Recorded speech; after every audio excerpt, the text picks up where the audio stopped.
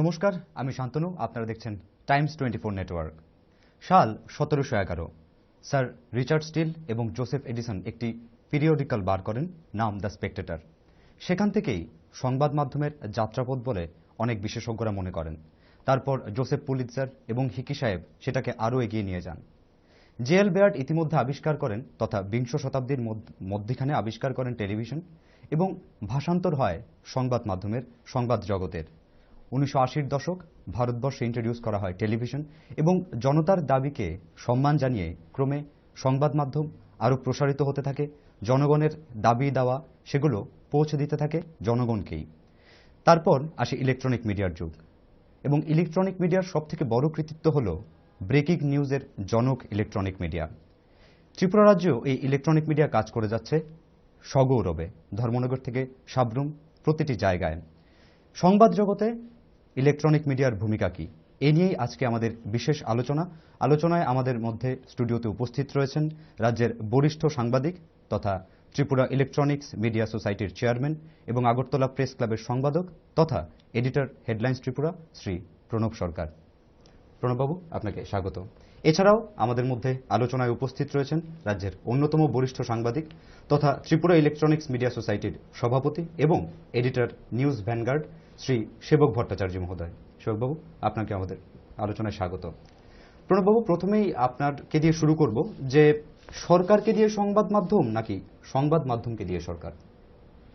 না, বিষয়টা এরকম না। বিষয়টা এক সংবাদ মাধ্যম সরকার একে আর এক পরিপূরক। এবং আমরা জানি যে সংবিধানের যে গণতন্ত্রের যে চারটা স্তম্ভ আছে, এটার মধ্যে জুডিশিয়ারি, গভর্নমেন্ট, মিডিয়া, চারটা স্তম্ভের মধ্যে এগুলো আছে। তো আমার বক্তব্য হলো যে কাউকে দিয়ে কেউ না, একটা সংবাদ মাধ্যম সরকারের পরিপূরক। এটাকে আলাদা করে দেখার কোনো জায়গা নেই। কারণ গণতন্ত্রকে সমৃদ্ধ করতে হলে বা গণতন্ত্রের একদম অপরিহার্য যে অঙ্গগুলো আছে, অপরিহার্য অঙ্গগুলোর মধ্যে জুডিশিয়ারি আছে, সংবাদ মাধ্যম আছে, সরকার আছে, যারা আইন প্রণেতা লেজিসলেটর আছে, ওনাদেরকে আলাদা করে দেখার কোনো জায়গা নেই। যে আমরা যদি দেখি একটা চেয়ারের চারটা পায়া আছে, একটা পায়া যদি দুর্বল হয় তাহলে তিনটা পায়া অটোমেটিকভাবে এটাকে ধরে রাখতে পারবে না। এরকম যদি দুটো দুর্বল হয় আরও ক্ষতি হবে দেশের জন্য। একইভাবে এই যদি চারটা স্তম্ভই যদি শক্তিশালী হয়, চারটা স্তম্ভ একে আরেকজনের পরিপূরক, চারটা স্তম্ভ যদি শক্তিশালী হয় তাহলে তোমার ধরে নিতে হবে যে গণতন্ত্র সমৃদ্ধ আছে। এখানের মধ্যে কেউ কারোর কাছে দয়া ভিক্ষার ব্যাপার নেই। যার যার কাজের পরিধি ভাগ করা আছে। সংবাদ মাধ্যম কি করবে, সরকার কি করবে, সরকারের লিমিটেশন কোথায়, সংবাদ মাধ্যমের লিমিটেশন কোথায়, অধিকার কোথায়, রাইট কোথায়, অ্যাক্সেস কোথায়, এটা সবগুলো সংবিধানের প্রিএম্বলে বা সংবিধানের মধ্যে আমাদের কাছে এটা ভাগ করা আছে। সেই অনুযায়ী আমাদের গণতন্ত্র চলে, গণতন্ত্র প্রসারিত হয়, গণতন্ত্র এরকমভাবে সমৃদ্ধিশালী হয়। তো এটাই আমার বলার যে এখানের মধ্যে আলাদা করে একটাকে আলাদা করার কোনো জায়গা নেই। এবং আমরা জানি যে তুমি জানো যে যে দেশের সংবাদ মাধ্যম, আমি বলছি সংবাদ মাধ্যম যত বেশি শক্তিশালী হবে সেই দেশে গণতন্ত্র তত বেশি শক্তিশালী হবে। আমরা পার্শ্ববর্তী আমরা জানি চীনে কোনো বেসরকারি সংবাদ মাধ্যম নেই। ওইখানে দেখা গেছে সরকার নিয়ন্ত্রিত সরকার মাধ্যম। তাহলে সরকার নিয়ন্ত্রিত সরকার মাধ্যম হলে চীনে আমরা দেখেছি, চীনের ইতিহাস যদি আমরা দেখেছি বিভিন্ন সময় দুর্ভিক্ষে বহু লোক মারা গেছে, বা এই যে ইদানিংকালে যে করোনাতে প্রচুর লোক মারা গেছে, সেই তথ্য সামনে আসছে না। একটা ডেথের তথ্য সামনে আসছে যে মোবাইল ফোনগুলোর সিম কার্ডগুলোর লিঙ্ক পাওয়া যাচ্ছে না, তখন ডেথের সংখ্যাগুলো সামনে আসছে, কিন্তু বিশ্ববাসী জানতে পারছে না। এটা আমেরিকাও দাবি করছে যে তথ্যটা সামনে আসা উচিত, গোটা বিশ্ব দাবি করছে তথ্যটা সামনে আসা উচিত। কারণ আসছে না একটাই কারণে, যে চীনে কোনো ধরনের বেসরকারি সংবাদ মাধ্যম নেই। তাহলে যদি সংবাদ মাধ্যম থাকতো, যে কোনো একটা সমস্যা বলো, খাদ্য সমস্যা বলো, অসুস্থ বলো, রোগ বলো, করোনা পরিস্থিতি বলো, প্রকৃত জিনিসটা যদি সামনে আসতো তাহলে সরকারের পক্ষে মোকাবিলা করা সহজ হতো। ত্রুটি বিচ্যুতি কাজ করতে গেলে সরকারের ত্রুটি বিচ্যুতি থাকবে, সরকারের দুর্বলতা থাকবে, সরকারের ব্যর্থতা থাকবে, সরকারের সফলতা থাকবে। এগুলো যদি এগুলো জনগণের কাছে কারা তুলে ধরবে? এগুলো কিন্তু তুলে ধরবে সংবাদ মাধ্যম। তাহলে আমি যদি আরো বেশি সামাপ করে বলি, তাহলে কিন্তু গণতন্ত্রের মধ্যে অন্যতম অপরিহার্য হলো সংবাদ মাধ্যম।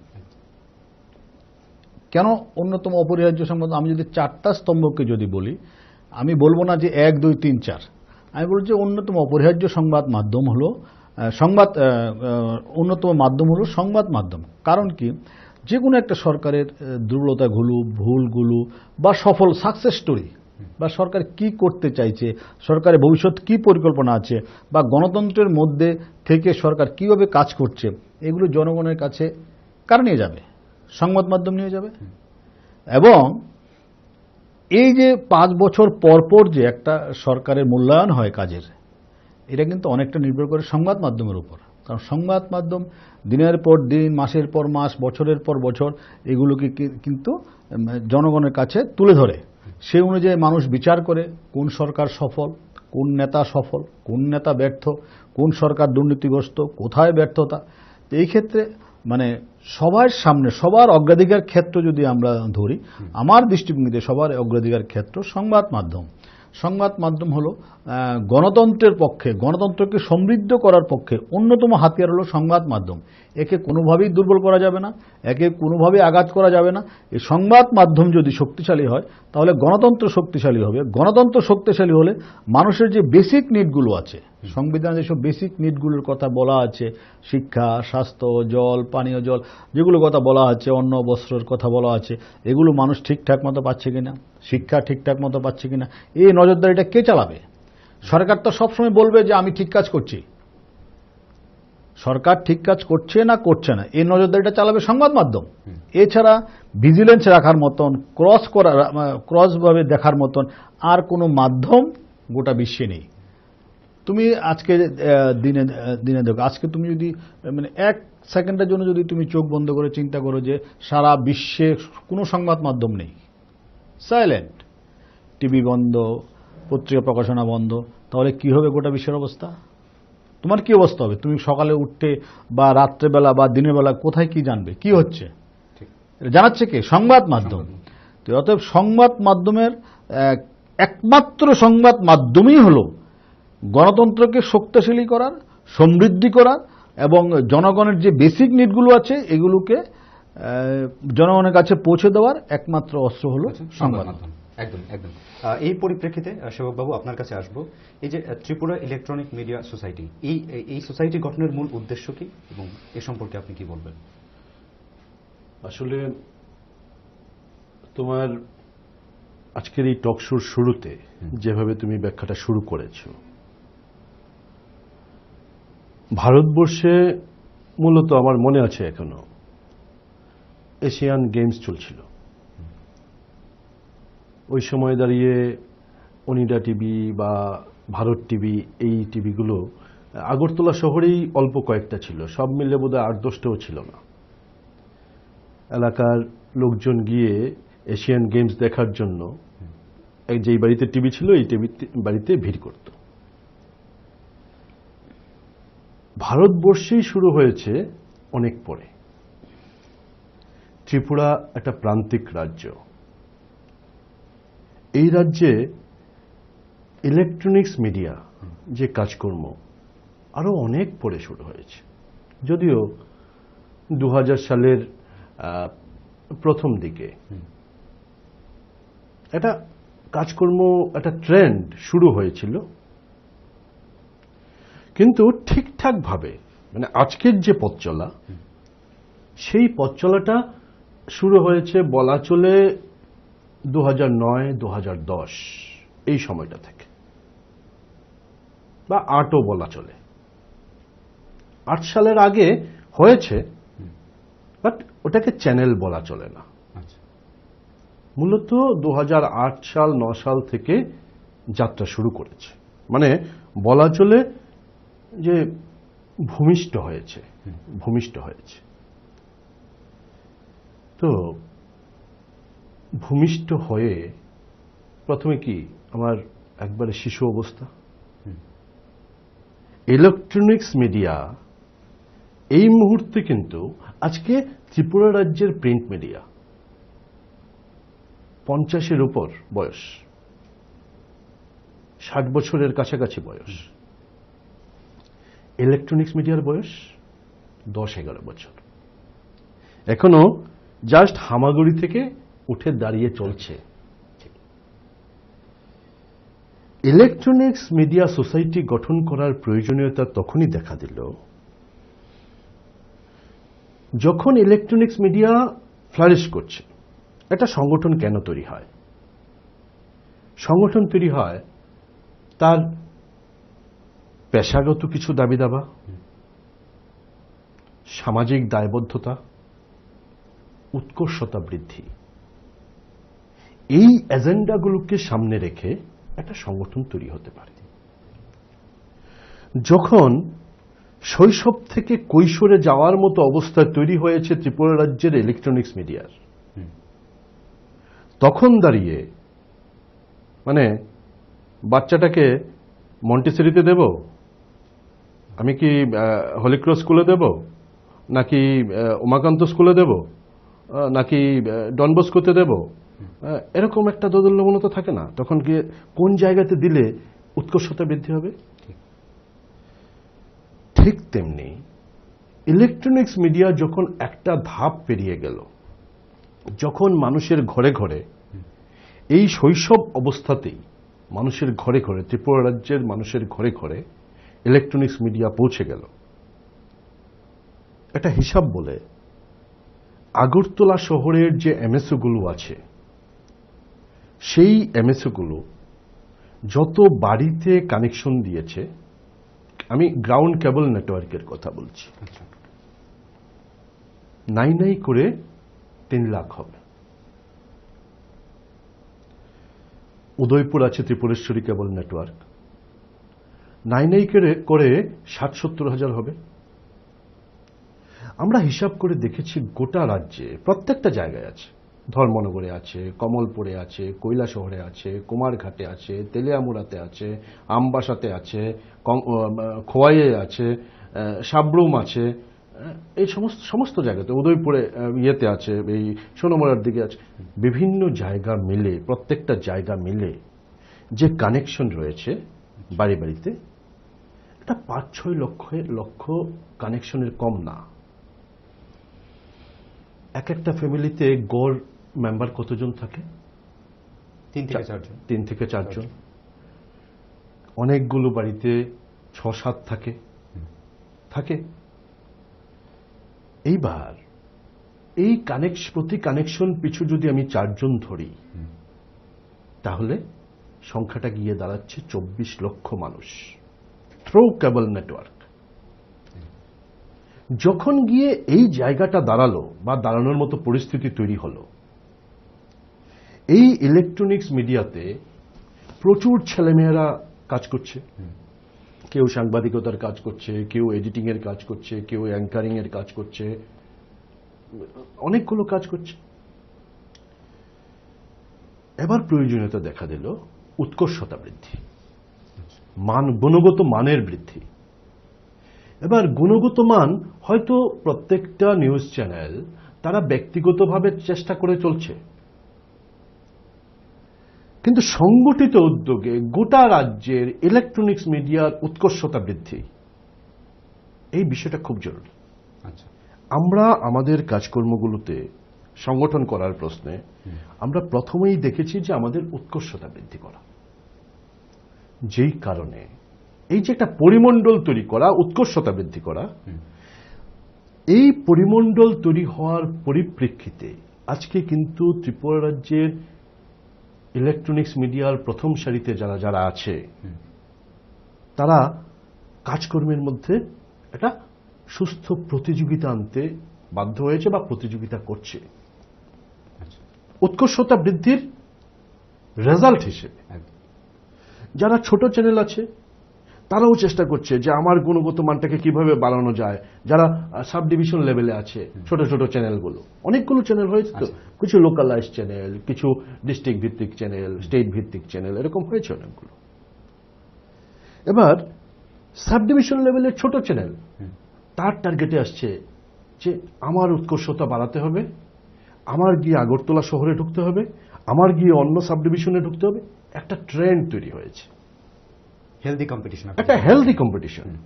এই কম্পিটিশনটা এসেছে একটা সাংগঠনিক পরিমণ্ডল তৈরি হওয়া, যেই সংগঠন উৎকর্ষতা বৃদ্ধির জন্য কাজ করছে। এটা হচ্ছে নাম্বার ওয়ান।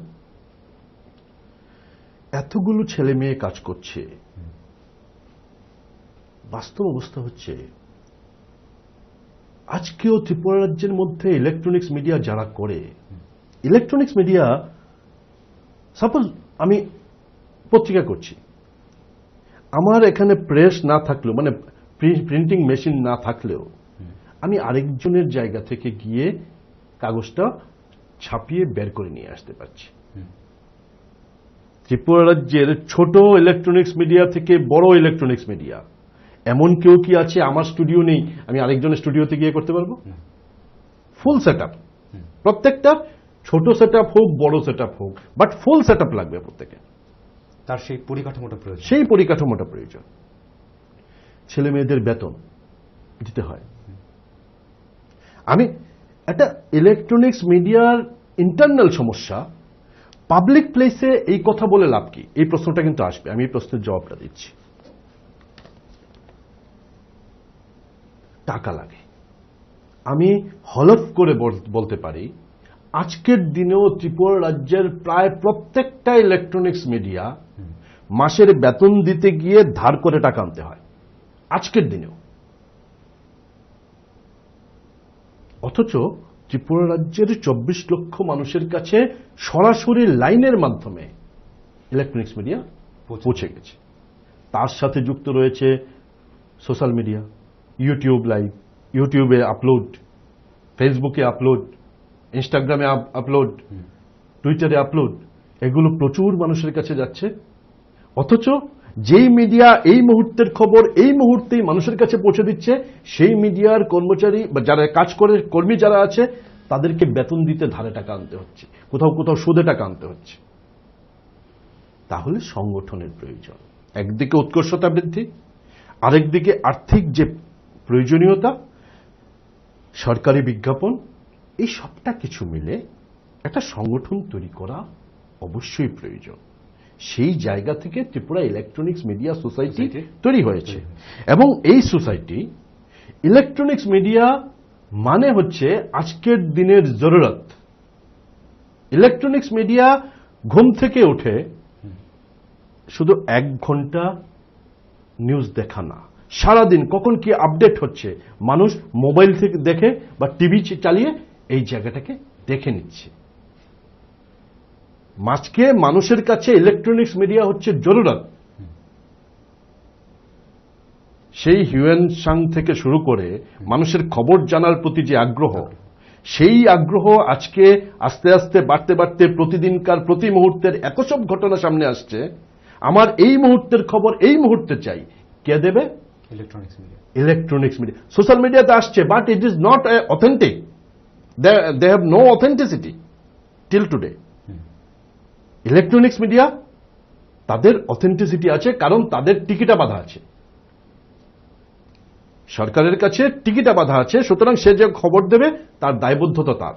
সুতরাং সোশ্যাল মিডিয়াতে একটা নিউজ যদি আমি দেখি যে হ্যাঁ অমুক জায়গায় তমুক ঘটনা ঘটেছে, দেখি টিভিটা কি বলছে। কারণ টিভি দেখে সে কনফার্ম হচ্ছে যে হ্যাঁ এই যে ঘটনাটা ঘটেছে। সোশ্যাল মিডিয়া দেখে প্রচুর ফেক নিউজে ভরে গেছে। এই জায়গায় দাঁড়িয়ে ত্রিপুরা ইলেকট্রনিক্স মিডিয়া সোসাইটির ইম্পর্টেন্স, পাবলিক রিলেটেড আইনগুলো electronics media society TV channel যেগুলো আছে যাতে আইন মেনে চলে, শৃঙ্খলা মেনে চলে, যে গাইডলাইনগুলো আছে সেই গাইডলাইনগুলো মেনে চলে, এই বিষয়গুলো জন্য অর্গানাইজেশন প্রয়োজন, যেটা public related. Tripura electronics media society যে দাবিগুলো করছে এটা নিজস্ব দাবি হলে পরেও প্রত্যেকটা দাবি পাবলিক রিলেটেড, কারণ ইলেকট্রনিক্স মিডিয়া আজকে পাবলিকের একটা নেসেসিটিতে এসে দাঁড়িয়েছে। এই জায়গা থেকে ত্রিপুরা ইলেকট্রনিক্স মিডিয়া সোসাইটির ইম্পর্টেন্স ত্রিপুরা রাজ্যে একটা বড় ইম্পর্টেন্স। একদম।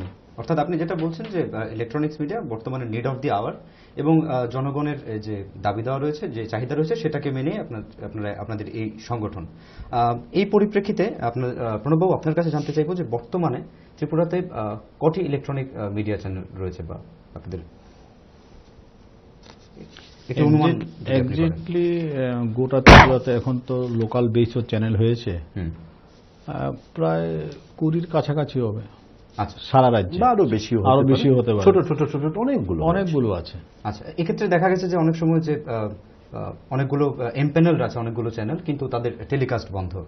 সেক্ষেত্রে আপনাদের কোনো ভাবনা চিন্তা রয়েছে যে নতুন করে এমপ্যানেল করার? না, এই বিষয়টা এমপ্যানেল হলো একটা কন্টিনিউয়াস প্রক্রিয়া। আচ্ছা, এটার সাথে ত্রিপুরা ইলেকট্রনিক্স মিডিয়া সোসাইটি কোনোভাবেই যুক্ত না। এটা টোটালটা গভর্নমেন্টের, সরকারের বিষয়, তথ্য দপ্তরের বিষয়। বিভিন্ন কতগুলো ক্রাইটেরিয়া আছে, যেমন মানে কতগুলো গভর্নমেন্টের সুনির্দিষ্ট গাইডলাইন আছে। এই গাইডলাইনগুলো আবার গভর্নমেন্ট তৈরি করেনি, এগুলো কেবল নেটওয়ার্ক অ্যাক্ট আছে। কেবল নেটওয়ার্ক অ্যাক্ট অনুযায়ী এগুলো রেজিস্ট্রেশন লাগবে, জিএসটি লাগবে, অনেক কিছু আছে। এগুলো যারা ফুলফিল করে, তারপরে কোন সাব ডিভিশনে টেলিকাস্ট আছে, কোথায় কি আছে, সবগুলো মিলে একটা ক্রাইটেরিয়া ফর্ম ফিল আপ করে একটা কমিটি আছে। কমিটি এগুলো দেখে, এগুলো মাঝে মধ্যে কমিটি বসে এগুলোকে তারা এনলিস্ট করে। এটা একটা কন্টিনিউয়াস প্রসেস, এটার সাথে সংগঠন কোনোভাবেই জড়িত না। এখানে এই প্রশ্নটি আপনাদের জন্য আপনাদের কথা থেকেই যেটা উঠে এসছে যে ত্রিপুরার যে ইলেকট্রনিক্স মিডিয়া প্রায় দশক পেরিয়ে গেল, 1 দশক পার করে নিয়েছে। এক্ষেত্রে আপনারা দুটো ভিন্ন ভিন্ন সরকারকে দেখেছেন এবং দেখছেন। আপনাদের দুজনের কাছে প্রশ্ন থাকবে যে বিগত সরকারের আমলে ইলেকট্রনিক্স মিডিয়া কিভাবে সহযোগিতা পেয়েছে বা কি সহযোগিতা পেয়েছে, এবং 2018 সালে নতুন সরকার গঠনের পর আপনাদের অবস্থান কি? না, এটা আমরা যারা ইলেকট্রনিক্স মিডিয়া চ্যানেল পরিচালনা করি, আমরা দেখেছি ত্রিপুরা রাজ্যের ইলেকট্রনিক চ্যানেলের জন্ম থেকে দেখেছি আমরা একটা জিনিস, যে শুরু থেকেই এই চ্যানেলটাকে মানে ইলেকট্রনিক চ্যানেলকে সরকার গুরুত্ব দিতে চাইতো না। আচ্ছা, এটা রিকগনিশন দিতে চাইতো না, কারণ আমরা দশক পেরিয়ে গেছে এবং একটা চ্যানেলে যদি জন্ম আজকে 9-10 বছর হয়, তাহলে ওই চ্যানেলটা কিন্তু একটা বড় জায়গাতে আছে। 5 বছর হোক, 6 বছর হোক, সবাই একটা বড় জায়গাতে আছে, কিন্তু কোনো ওই সরকার এটাকে কোনোদিন স্বীকৃতি দেয়নি। যেমন আমাদের যারা কাজ করেন সাংবাদিকরা, দেখা গেছে তখনের সরকার বিভিন্ন প্রোগ্রামের সময় নিমন্ত্রণ করত, কিন্তু যাওয়ার অনুমতি ছিল না। এই গভর্নমেন্ট যে অ্যাক্টিভেশন কার্ড, এই অ্যাক্টিভেশন কার্ড ইলেকট্রনিক চ্যানেলের জন্য বরাদ্দ ছিল না। যার দরুন ভিভিআইপি প্রোগ্রামে স্পেশাল পারমিশন প্রয়োজন হতো। তুমি জানো যে তুমি একা গেলে হবে না, তোমার সাথে ক্যামেরা যাবে, অ্যাসিস্ট্যান্ট যাবে, ক্যামেরাম্যান যাবে, লাইটম্যান যাবে। এগুলোর জন্য গভর্নমেন্টের কোনো কার্ড ছিল না। এটার জন্য স্পেশাল পারমিশন লাগতো, তারপরে যেতে হতো। এখন বর্তমান সরকার আমাদের অ্যাক্টিভেশন কার্ড দিয়ে দিয়েছে এবং ভালো পরিমাণে দিয়েছে। যারা এক ক্যাটাগরি চ্যানেল তাদের 10টার মতো দিয়েছে, এরকম দিয়েছে। যদিও এটা পর্যাপ্ত না, আরও প্রয়োজন আছে। কারণ এই যে সেবকবাবু যেটা বললেন যে নিড অফ দ্য আওয়ার, আজকের দিনে ইলেকট্রনিক চ্যানেল কিন্তু শুধু আমাদের রাজ্যে না, আমাদের রাজ্য তো বিশ্বের বাইরে না, এটা বিশ্বের মধ্যেই আমাদের রাজ্য। গোটা বিশ্বেই কিন্তু need of the hour electronic channel. এটাতে কোনো ধরনের কোনো বিতর্কের কোনো অবকাশ নেই। একটা সময় মনে হয়েছিল বা গোটা বিশ্বে প্রশ্ন উঠতে শুরু করেছিল যে এরকম যে একটা ইলেকট্রনিক চ্যানেলের যে একটা যুগ এসছে, এখানে সংবাদপত্র কি আদৌ টিকে থাকতে পারবে, এরকম একটা প্রশ্ন কিন্তু উঠতে শুরু করেছিল। আমরা জানি যে গোটা বিশ্বে যদি আমরা দেখি, তুমি দেখবে যে কিছু কিছু সংবাদপত্র এখন তারা ইনডাইরেক্টলি আবার ইলেকট্রনিক চ্যানেলের দিকেও ঝুঁকছে। কীরকম? তারা অ্যাপস খুলছে, এরকম করলে অনলাইন খুলছে, অনলাইন পোর্টাল খুলছে। কেন? ওই ইলেকট্রনিক চ্যানেলের সাথে কম্পিটিশনটা ধরে রাখার জন্য। কারণ তুমি যদি বা যে কোনো একজন গ্রাহক বা দর্শক সারাদিন যদি কোনো ব্যাপারে, যেমন উত্তরপ্রদেশে হাতরাসে কি হলো, এটা জানার জন্য কিন্তু ত্রিপুরা মানুষকে আজকের দিনে 24 ঘন্টা অপেক্ষা করতে হবে না। এটা কিন্তু যদি 12টার সময় ঘটনা ঘটে, 12টা 5-10-এর মধ্যে এখানে আপডেট চলে আসে। সেটা ইলেকট্রনিক্স মিডিয়া ইলেকট্রনিক্স মিডিয়া করছে। আর যদি ইলেকট্রনিক্স মিডিয়া না থাকতো, তাহলে পত্রিকা যদি থাকতো, তাহলে 24 ঘন্টা অপেক্ষা করতে হতো। 24 ঘন্টা পরে পত্রিকাতে শুধু পড়তে হতো কি হয়েছে। এখানে তো ছবি দেখা যাচ্ছে কি হচ্ছে, হাতরাসে কি হচ্ছে, পুলিশ কি রোল নিচ্ছে, বা রাতের বেলা যে মহিলাকে দাহ করা হয়েছে, দলিত যুবতীকে দাহ করা হয়েছে, সেই ছবি কিন্তু আমরা দেখাচ্ছি। তো এই যে বললেন যে সেবক ভট্টাচার্য যেটা বললেন যে নিড অফ দ্য আওয়ার, এটা কিন্তু শুধু আমাদের রাজ্যে না, এটা কিন্তু গোটা বিশ্বে যেটা নিড অফ দ্য আওয়ার, এবং এটাই একমাত্র মাধ্যম। আমি এখনো বলছি না যে সংবাদ মাধ্যমের প্রয়োজনীয়তা নেই বা সংবাদ মাধ্যমের অস্তিত্বের প্রশ্ন চলে আসবে কিনা। সংবাদ মাধ্যম হারিয়ে যাবে না, কারণ সংবাদ মাধ্যম হারিয়ে যাওয়ার কোনো জায়গা নেই। কারণ সংবাদ মাধ্যমের জায়গা আছে। এখন শুধু প্রতিযোগিতামূলক বাজারে ইলেকট্রনিক্স চ্যানেল এগিয়ে আছে, ওদের বিভিন্ন অ্যাডভান্টেজ আছে যেগুলো সংবাদ মাধ্যমের সেই অ্যাডভান্টেজ নেই। আর একটা প্রশ্ন উঠছে যে ক্রেডেনশিয়ালের প্রশ্ন উঠছে, যে ক্রেডেনশিয়াল কারা বেশি। অনেকে অনেক রকমের ব্যাখ্যা করছে যে সংবাদপত্রের ক্রেডেনশিয়াল বেশি নাকি ইলেকট্রনিক চ্যানেলের ক্রেডেনশিয়াল বেশি।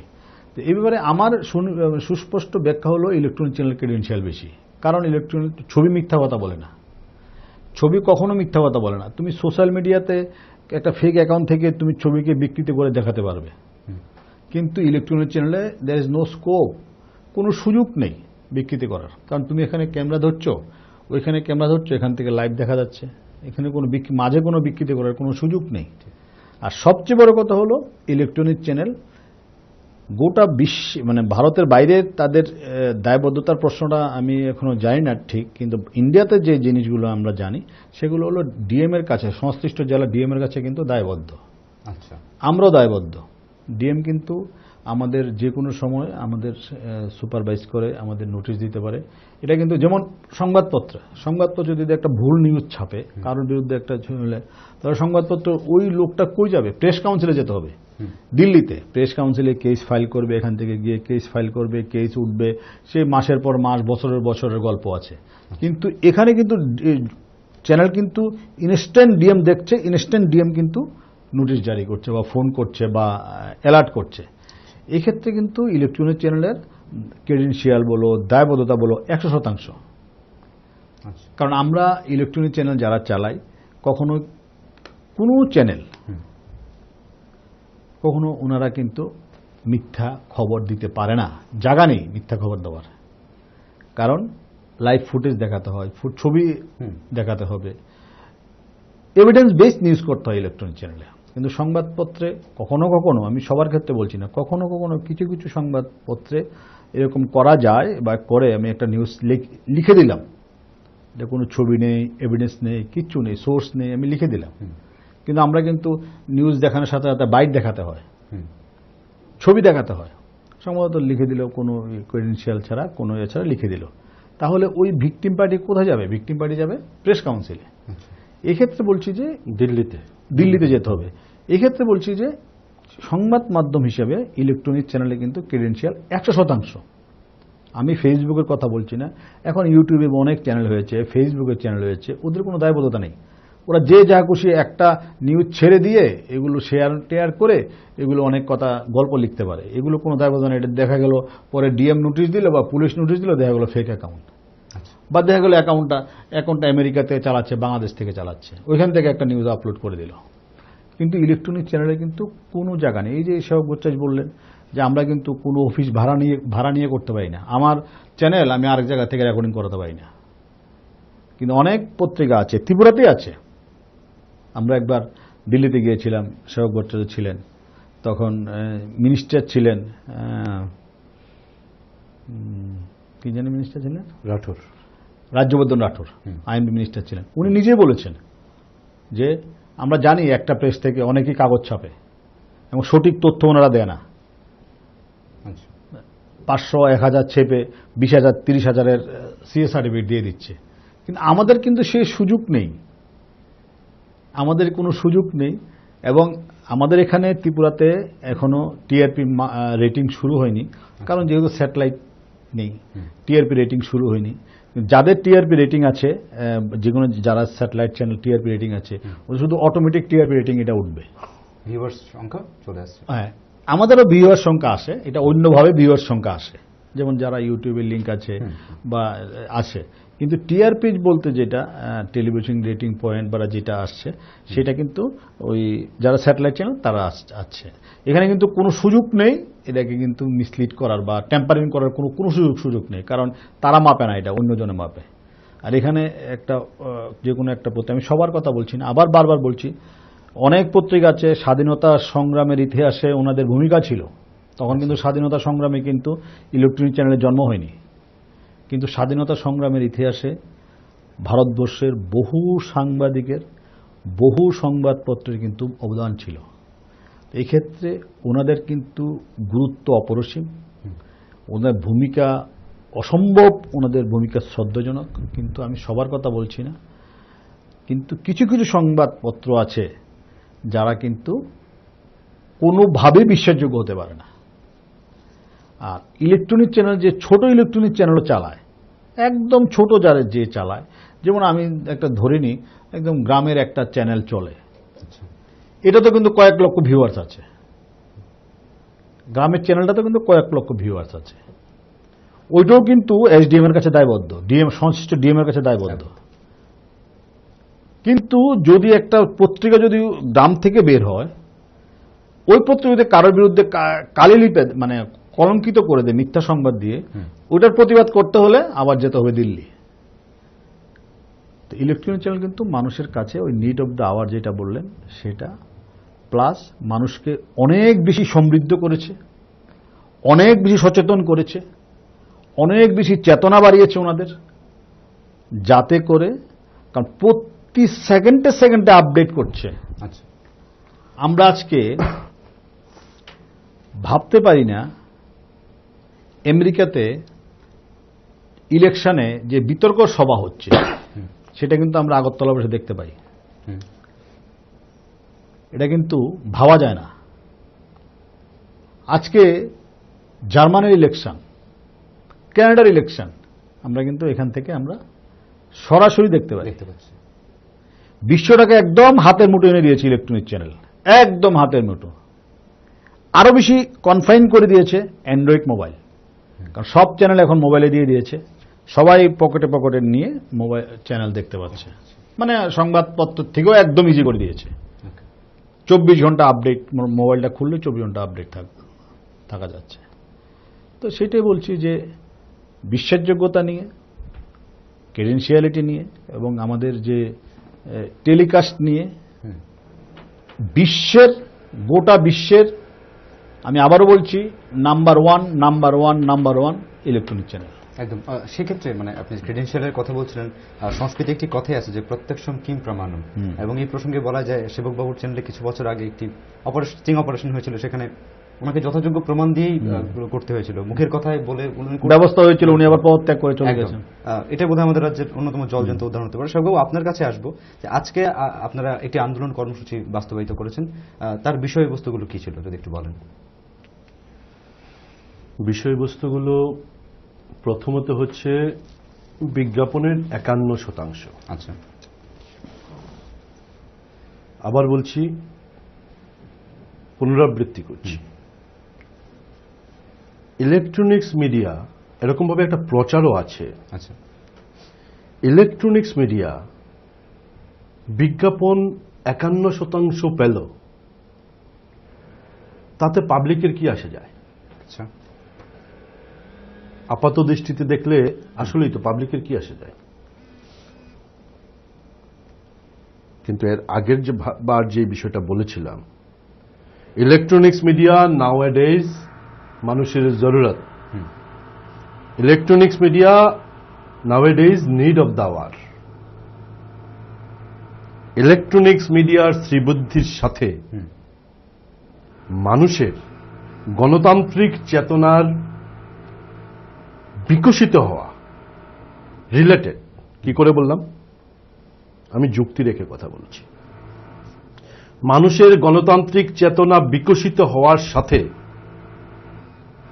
রিলেটেড হচ্ছে, মানে ইলেকট্রনিক মিডিয়ার বিকশিত হওয়ার সাথে মানুষের গণতান্ত্রিক চেতনা বিকশিত হওয়া রিলেটেড। কি করে বলছি?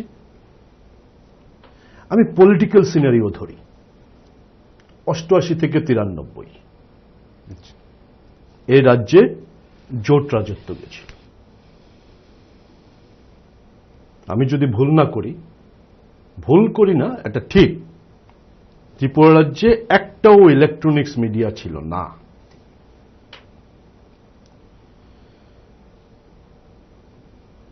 '93 থেকে বলা চলে 2008, সেই অর্থে একটাও ইলেকট্রনিক্স মিডিয়া ছিল না। খবরের কাগজে এসেছে, কিন্তু ঘটনাগুলো রাজনৈতিক দলগুলোর সাংগঠনিক উদ্যোগে বিষয়গুলোকে মানুষের কাছে নিয়ে গেছে, বিভিন্ন কারাপশন থেকে শুরু করে বিভিন্ন নির্যাতনগুলোকে মানুষের কাছে নিয়ে গেছে।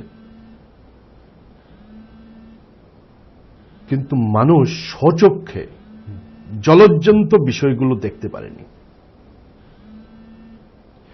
2008 বিধানসভা নির্বাচন, মানিক সরকার পুনরায় ক্ষমতায়। 2008 থেকে 13 ইলেকট্রনিক্স মিডিয়া তিল তিল করে বাড়ছে। 13 থেকে 18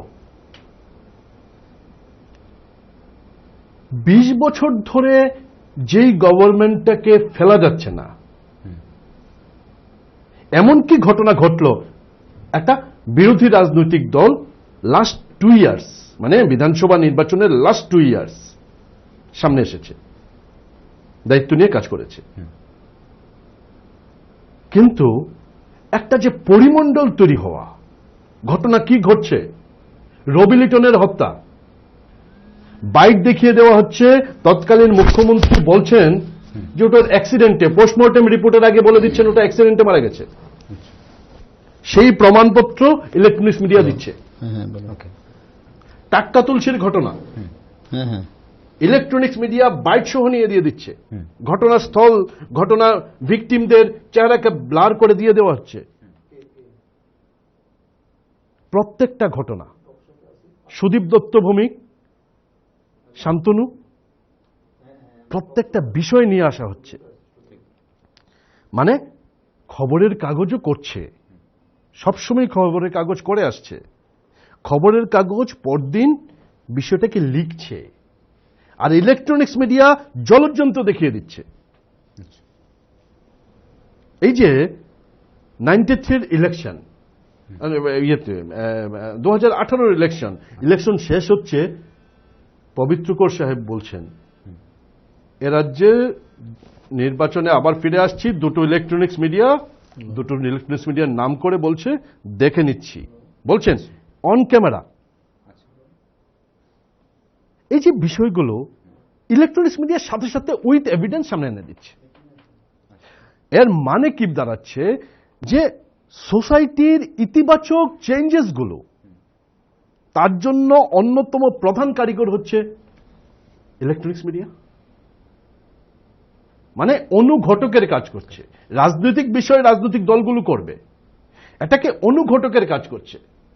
আমি বামফ্রন্ট আমলের প্রথম 20 বছরের কথা বলছি, ওই সময় ইলেকট্রনিক্স মিডিয়া ছিল না, যদিও প্রধান বিরোধী দল যেগুলো ছিল তারা সেভাবে দানা বাঁধতে পারেনি, এটাও একটা কারণ।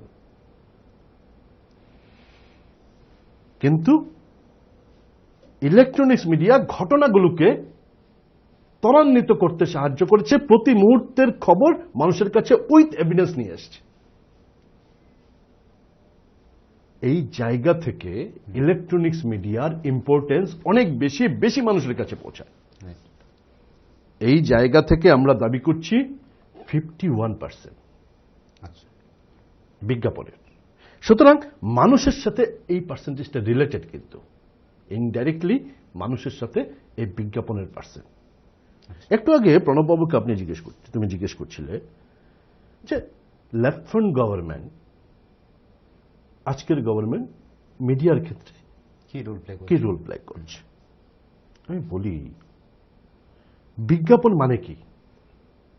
বিশেষভাবে জ্ঞাপন করা, সেটা যেটা আমরা জানি। আমার যে কাজগুলো আছে এই কাজগুলোকে আমি বিজ্ঞাপিত করছি। আমাকে একটু বোঝাও তো, যেই মিডিয়া লক্ষ লক্ষ মানুষের কাছে চলে যায়, এই মিডিয়াগুলোতে লাস্ট ইয়ারে মানে লেফট্রন্ট গভর্নমেন্টের লাস্ট ইয়ারে মাত্র 2 লক্ষ টাকার অ্যাড দিয়েছে সমস্ত ইলেকট্রনিক্স মিডিয়া মিলিয়ে। তথ্য কথা বলে আইসিএতে আরটিআই দিয়ে এই তথ্যগুলো যে কেউ নিয়ে নিতে পারে। 2 লক্ষ টাকার মাত্র অ্যাড দিয়েছে। পরবর্তী 2 বছর মানে বিজেপি গভর্নমেন্ট আসলো 2 বছর, এই 2 বছরে টোটাল 11 কোটি টাকার অ্যাড মিডিয়াগুলোতে এসেছে। এর মধ্যে যদিও ইলেকট্রনিক্স মিডিয়া মাত্র 51 লক্ষ টাকা পেয়েছে। মানে ইলেকট্রনিক্স মিডিয়া, প্রিন্ট মিডিয়া মূলত এই জায়গাগুলোতে মানে বিজ্ঞাপনগুলো ভাগ করে দেওয়া হয়েছে। 11 কোটি টাকার মধ্যে সমস্ত ইলেকট্রনিক্স মিডিয়া মিলিয়ে মাত্র 51 লক্ষ টাকা পেয়েছে। তারপরে ওটা কিন্তু 2 লক্ষ টাকা থেকে অনেক বেশি। এই জায়গায় দাঁড়িয়ে ত্রিপুরা ইলেকট্রনিক্স মিডিয়া সোসাইটির দাবি করছে, যেহেতু আমাদের রিচ বেশি, গভর্নমেন্টের দায়িত্ব হচ্ছে তোমার বিজ্ঞাপন যত বেশি মানুষের কাছে যায়, আমরা সেই জায়গা যেটা সবচেয়ে বেশি মানুষের কাছে নিয়ে যেতে পারি, তুমি আমাকে বিজ্ঞাপনটা দাও। সেই হিসাব ধরলে 80% বলা উচিত। কিন্তু ত্রিপুরা রাজ্যে প্রিন্ট মিডিয়া তাদের একটা ইম্পর্টেন্স আছে। আমরা যারা ইলেকট্রনিক্স মিডিয়া করছি আমাদের বলা চলে গুরু সমতুল্য, আমরা তাদের কাছ থেকে শিখছি।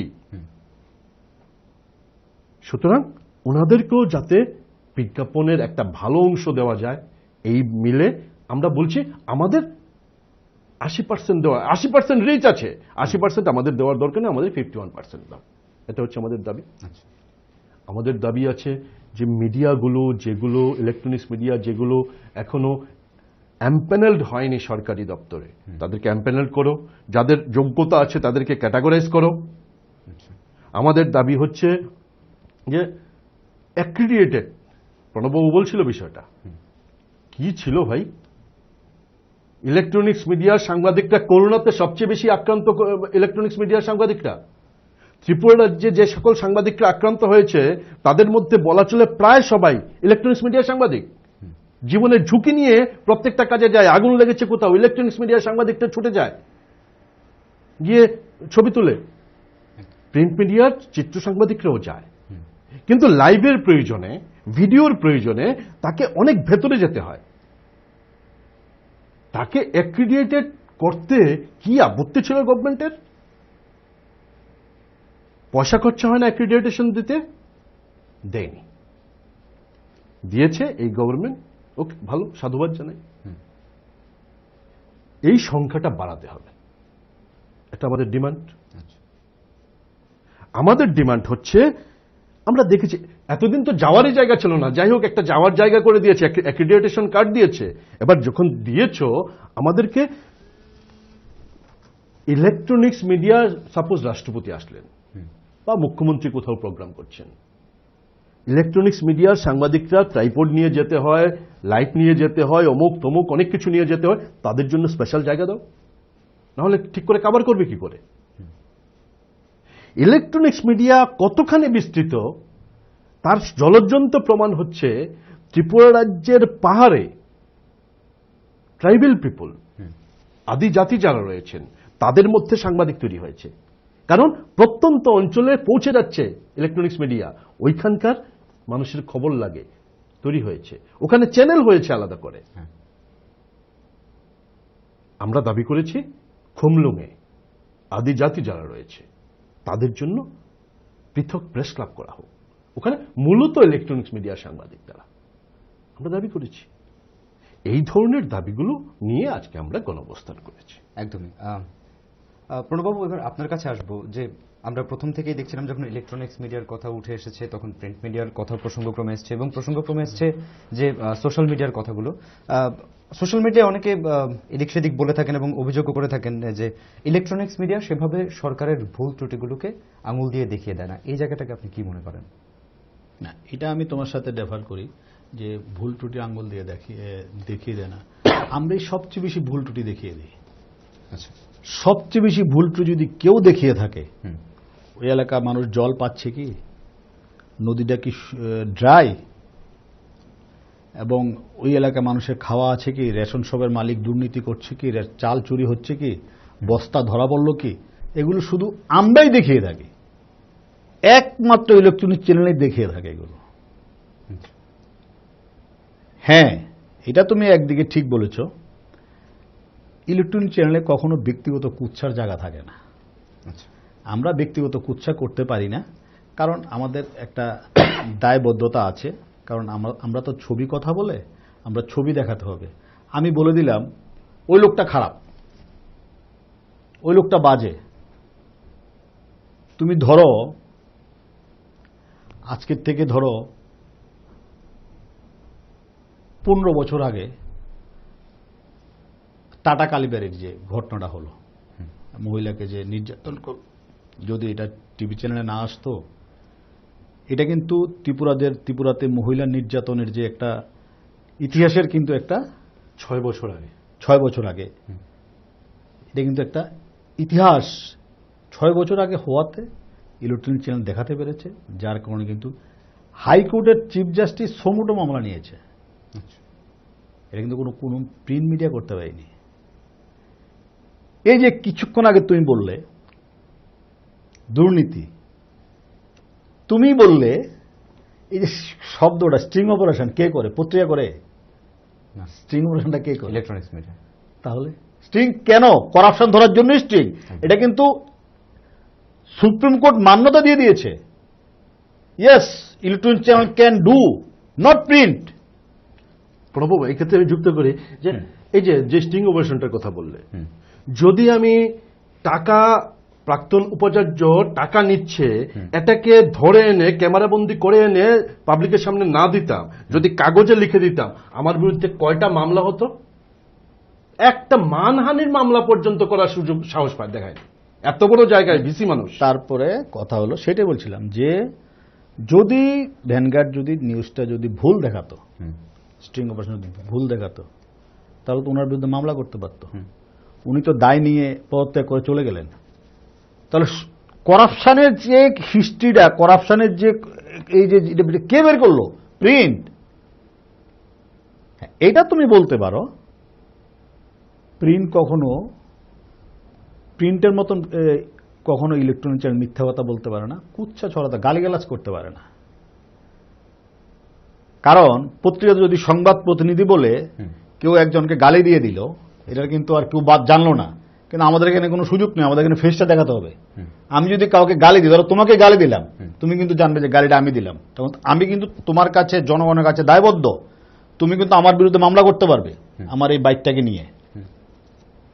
কিন্তু তোমার পত্রিকা যদি তোমাকে গালি দেয় সংবাদ প্রতিনিধি বলে, তুমি পত্রিকাকে চিঠি দেবে, পত্রিকা বলবো আমি তোমাকে দিতে বাধ্য না, তুমি কোর্টে যাবে, সেই মামলা 1-2 বছর চলবে, 3 বছর চলবে। তুমি যদি জিতো, হারলে হারলো, মানুষ ততদিনে ভুলে যাবে। ততদিনে তোমাকে যা গালি দেওয়ার, তোমার ফ্যামিলিতে যা, তোমার মা, বাবা, ভাই, বোন, তাদের কাছে তোমার যা ড্যামেজ হওয়ার, সোশ্যালি তুমি ড্যামেজ হয়ে গেছো।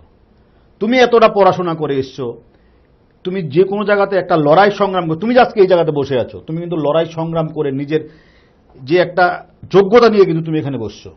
সবাই তো এখানে বসতে পারে না, তুমি কিন্তু তোমার যোগ্যতা নিয়ে এখানে বসছো। তো আমি যদি তোমাকে শুধু আমার কলম আছে বলে তোমাকে আমি একটা গালি দিয়ে দিলাম, তোমাকে আমি পছন্দ করি না বলে, এটা কিন্তু ইলেকট্রনিক চ্যানেলের পক্ষে কখনোই সম্ভব না। ইলেকট্রনিক ইতিহাসে পাবে না এটা কখনো। কিন্তু প্রিন্টে ভুরি আছে। আমি কাউকে নাম বলতে চাই না, আমি অত্যন্ত, কারণ আমিও এই পেশাতে এসেছি প্রিন্ট থেকে। আমি প্রিন্টে, এখনো প্রিন্টে সাংবাদিকতা করি, আমি প্রিন্টে ন্যাশনাল মিডিয়াতে সাংবাদিকতা করি, প্রিন্টে ন্যাশনাল মিডিয়াতে আমি সাংবাদিকতা করি, আমার নিজের কাগজ আছে। কিন্তু আমি দুটোটার অভিজ্ঞতা থেকে বলছি, 100% ক্রেডেনশিয়াল, এবং যদি করাপশনের বিরুদ্ধে কেউ নিউজ করে থাকে বা কেউ করাপশন বের করে থাকে, সেটা হলো ইলেকট্রনিক্স চ্যানেল। একদম অনুষ্ঠানের শেষে চলে এসেছে, একদম খুব সংক্ষেপে আপনার কাছে জেনে নেব সেবকবাবু, যে অতি সম্প্রতি রাজ্যে আমরা লক্ষ্য করেছি যে প্রিন্ট মিডিয়া এবং ইলেকট্রনিক মিডিয়ার মধ্যে একটি দূরত্ব তৈরি হয়েছে, বা কি পরিস্থিতি সেটা নিয়ে যদি একটু আলোকপাত কোথাও করেন। কোনো দূরত্ব তৈরি হয়নি। আচ্ছা, আমি বারবার বলছি যে ত্রিপুরা রাজ্যের প্রিন্ট মিডিয়া যারা ছিলেন, যারা প্রিন্ট মিডিয়াতে আছেন, তাদের কাছ থেকে আমরা প্রতিদিন শিখি, প্রতি মুহূর্তে শিখি। ওনারা আমাদের অনেকেই অভিভাবক স্থানীয়, ওনাদের পরামর্শ নিয়েই আমরা চলি। আমরা চাই আমাদের এই মুভমেন্টে আপনারাও আমাদের পাশে থাকুন, বাস। এখানে কোনো লড়াইয়ের কোনো বিষয় নেই। অসংখ্য ধন্যবাদ আবারও সেবকবাবু, প্রণববাবু আমাদের সঙ্গে আলোচনায় অংশগ্রহণ করার জন্য। দর্শক বন্ধুরা, আপনারা দেখছেন টাইমস 24 নেটওয়ার্ক, দেখতে থাকুন।